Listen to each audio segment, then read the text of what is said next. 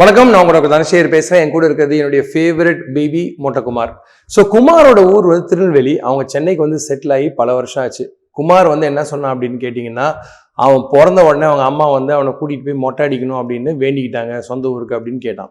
So அவங்க அம்மா என்ன சொன்னாங்க அப்படின்னா, சார் குமாருக்கு வந்து 6 மாதம் ஆயிடுச்சு, 9 மாதம் ஆயிடுச்சு, எப்போ சார் நான் அவனை திருநெல்வேலி கூட்டு போய் மொட்டை அடிக்க முடியும், எப்போ சார் அவனுக்கு காது குத்தணும் அப்படின்னு கேட்டாங்க. ஸோ இதில் வந்து பார்த்தீங்கன்னா இந்து சடங்குகள் அப்படின்னு வந்து நிறையா இருக்குது. அது மட்டும் இல்லாமல் மொட்டை அடிக்கிறது பொதுவாக நம்ம ஊரில் ஒரு நார்மலான சடங்குன்னே சொல்லலாம். ஸோ குழந்தைங்களுக்கு எந்த வயசில் மொட்டை அடிக்கலாம், எந்த வயசில் காது குத்தலாம், எந்த வயசில் சாப்பாடு ஊட்டலான்னு சமூக சிந்தனையோட பல விதமான கேள்விகள் எப்பவும் நம்ம கிட்ட வந்துகிட்டே இருக்கும். நானும் அதுக்கு இன்ஸ்டாகிராம், ஃபேஸ்புக், யூடியூப்னு பல விதமான வீடியோஸ் போட்டாலும் நம்ம மக்கள் விட்ற மாதிரி இல்லை.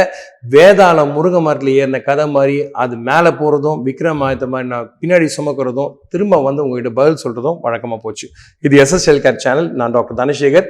ஸோ கேள்வி, குழந்தைங்களுக்கு எப்போ மொட்டை அடிக்கலாம் அப்படின்ற கேள்வி. ஸோ குமாரோட அம்மாவை பொறுத்த வரைக்கும் அவனுக்கு 6 மாசத்துல மொட்டை அடிக்கிறதா வேண்டியிருக்காங்க. ஸோ குலதெய்வம் கோயிலுக்கு போறேன்னு கேட்டாங்க.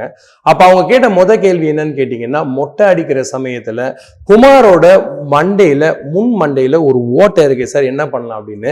அதே மாதிரி என்கிட்ட கேட்டுட்டு நான் சொன்னேன் அவங்க கிட்டமா, முன் மண்டையில இருக்க ஓட்டை வந்து 12 to 18 மாசத்துல நம்ம மூடும் அப்படின்னு சொன்னேன். ஸோ அப்போ அவங்க சொன்னாங்க, அப்போ மொட்டை அடிக்கிறதுல பிரச்சனை இல்லையா சார்ன்னு சொன்னாங்க. நான் சொன்னேன், ஒன்றும் பிரச்சனை இல்லைம்மா, மொட்டை அடிக்கிறவங்களோட ஃபுல் டைம் ப்ரொஃபஷனே இதுதான். ஸோ அதனால் அதை அவங்க பார்த்து பண்ணவங்க, கவலைப்படவே வேண்டான்னு சொன்னேன். ஆனால் அவங்ககிட்ட சொன்ன இன்னொரு விஷயம் என்னன்னா, குமாரோட மண்டைக்கு பின்னாடி ஒரு ஓட்டை இருக்கு, அது வந்து சாதாரணமா பாத்தீங்கன்னா 9 to 12 மாசத்துல க்ளோஸ் ஆயிரும் அப்படின்னு சொல்லிட்டு அவங்க கிட்ட இப்படி கையை வச்சு பாருங்கம்மான்னு சொல்லி இந்த இடத்துல காட்டி கேட்கவும், அவங்க வந்து ஆமா சார் இங்கே ஒரு ஓட்டை இருக்குன்னு சொன்னாங்க. அது பார்க்காதவங்க உங்க குழந்தையோட மண்டையை செக் பண்ணி பார்த்துங்க. அதோட பேர் வந்து போஸ்டீரியர் ஃபாண்டனல்னு சொல்லுவாங்க. குமாரோட முன் மண்டையில இருக்கக்கூடிய ஓட்டை பேரு ஆன்டீரியர் ஃபாண்டனல். மொட்டை அடிக்கிறத தாண்டியும் இதுல என்ன விசேஷம் அப்படின்னு கேட்டீங்கன்னா, குழந்தைக்கு ஒவ்வொரு மாசமும் டாக்டர் கிட்ட கூட்டிட்டு போறப்போ ஒரு டேப்பை வச்சு தலை சைஸை செக் பண்ணுவாங்க. இதை செக் பண்றதுனால குமாரோட மூளை வளர்ச்சி எப்படி இருக்குன்றது மட்டும் தெரியறது இல்லாம, அவன் மூளை ஒழுங்கா உள்ளார அளவுல வளருதா அப்படின்றதையும் டாக்டர் கண்டுபிடிக்க முடியும்ன்றதை மறக்காதீங்க.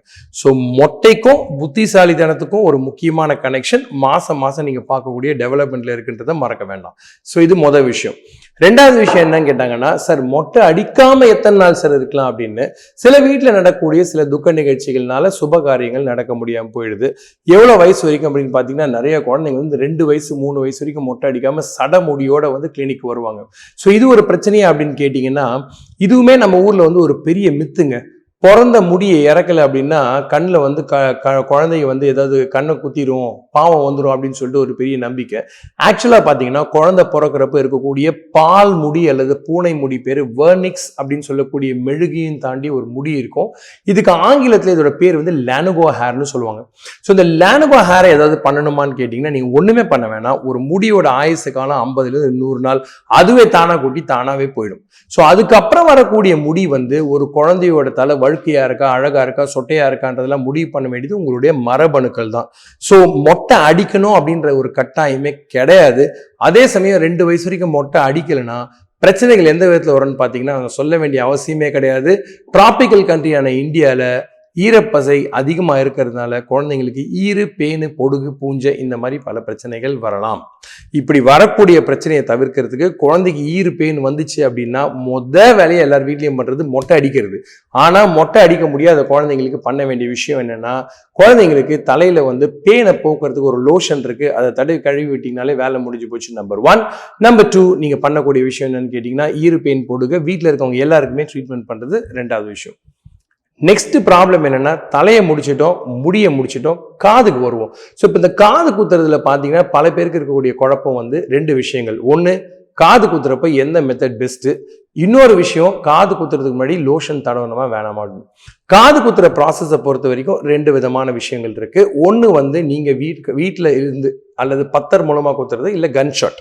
ஸோ கன் ஷாட்டை வந்து நான் ஏற்கனவே வந்து சப்போர்ட் பண்ணி வீடியோஸ் போட்டிருக்கேன். இது எதுக்காக அப்படின்னு கேட்டிங்கன்னா, குமாரோட காது குத்துறப்ப பார்த்தீங்கன்னா ஒரே ஷாட்ல அவனுக்கு அழகா ஓட்ட வழியா உள்ள போயிடும்.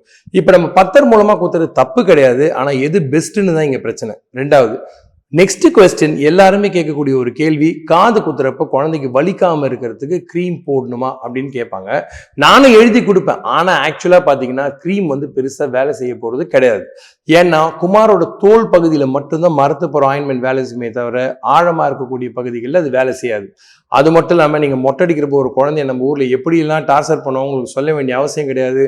அதை மடியில் உட்கார வச்சு 4 பேர் சேர்த்து பிடிச்சி குமார் தலையை ஒருத்தர் அமுக்கி காது இழுத்து அவங்க காதை குத்தி, அந்த சங்கடத்தில் அழுவாத குழந்தை காது குத்துறதுல அழுவ போகுது. ஸோ க்ரீம் போடணும்னு அவசியம் கிடையாது. பட் போடணும்னு விருப்பம் இருக்கவங்க கட்டாயம் அவங்க டாக்டரை கேட்டு ப்ரிஸ்கிரிப்ஷன் வாங்கிக்கலாம். இது நெக்ஸ்ட் விஷயம். காது குத்தின பிறகு பொதுவாக ரெக்கமெண்ட் பண்ணக்கூடிய விஷயங்கள்ல இன்ஃபெக்ஷன் ஆகாமல் இருக்கிறதுக்கான ஆன்டிபயோட்டிக் ஆயின்மெண்ட் வந்து ஒரு முக்கியமான விஷயம். காது குத்துறதை பொறுத்த வரைக்கும் உங்க விருப்பங்க. நான் இதில் தலையிடவே போறது கிடையாது. ஏன் அப்படின்னு கேட்டிங்கன்னா இது மதம் சம்பந்தப்பட்ட விஷயமா இருக்கணும்னு அவசியம் கிடையாது. But at the same time இது பண்றதும் பண்ணாதும் உங்களுடைய ஓன் விஷ், நோ ப்ராப்ளம்.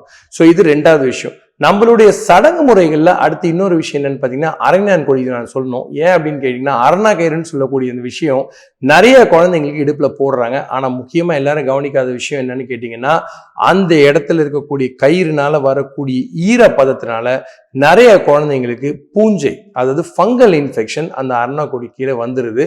இதை நம்ம ஊரில் பல பேர் கவனிக்கிறது கிடையாது.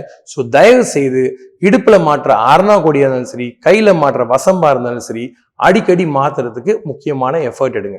எனக்கு தெரியும் இது ரொம்ப இன்ட்ரெஸ்டிங்கான ஒரு விஷயம். ஏன்னா நம்ம வீட்டில் வந்து இந்த விஷயங்கள் ஓய போகிறது கிடையாது. இது அலைகள் ஓய்வதில்லைன்ற மாதிரி தொடர்ந்து நடக்கக்கூடிய ஒரு விஷயம். சேனலை தொடர்ந்து பார்த்துட்டு இருக்கவங்க கமெண்ட்ஸ் பண்ண மறக்காதீங்க. டாபிக்ஸ் புதுசாக அதுலேருந்து எனக்கு நிறைய கிடைக்கும். மொட்டகுமாரோட சந்தேகம் மற்றும் அவங்க அம்மாவுக்கு கிடைக்கக்கூடிய தெளிவு ஒவ்வொரு வீட்டில் இருக்கக்கூடிய குழந்தைக்கும் ஒவ்வொரு வீட்டில் இருக்க அம்மாக்கும் தாத்தாக்கும் பாட்டிக்கும் கிடைக்கணுன்றது இறைவனை பிரார்த்திக்கிறேன். அடுத்த வாரம் இன்னொரு முக்கியமான விஷயம், முக்கியமான டாபிக்கோட கட்டாயம் சந்திக்கிறேன். அது வரைக்கும் பாய் ஃப்ரம் மீ அண்ட் மொட்டகுமார். Thank you very much.